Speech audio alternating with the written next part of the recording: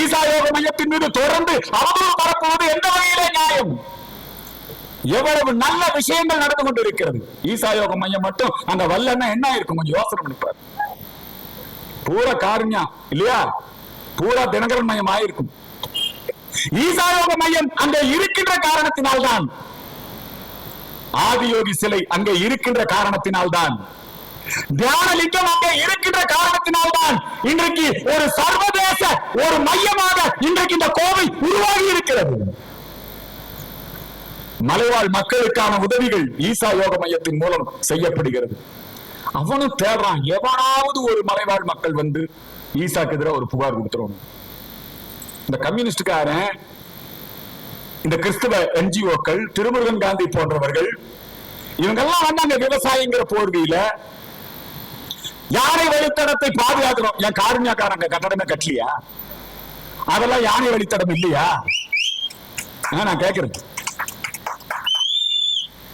புதுவட்டியில எங்க சுடுகாடு இந்துக்கள் மயானம்னு இருக்குது, அங்க கொண்டு வந்து சிலுவை வச்சு 2 பேரும் புதைக்கிறேன். இன்னைக்கு ஒரு எண்ணிக்கை அங்கே குறைந்து கொண்டிருக்கிறது.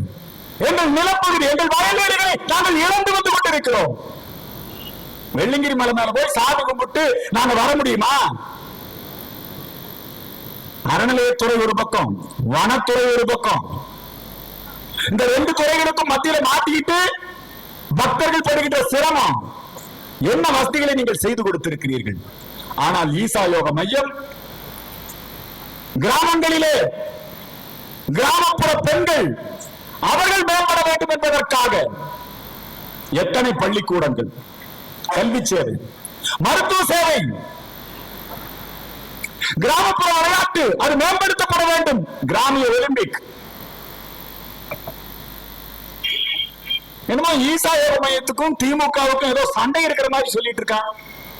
இதே சத்குரு ஜக்கி வாசுதேவ் அவர்கள், கருணாநிதி, தயாளம்மா, மு.க. ஸ்டாலின் எல்லாத்தையும் வச்சுதான் பசுமை கரங்கள் என்று சொல்லக்கூடிய நாடு முழுக்க, தமிழகம் முழுக்க மரம் நடும் திட்டத்தையே கருணாநிதி துவக்கி வச்சாரு.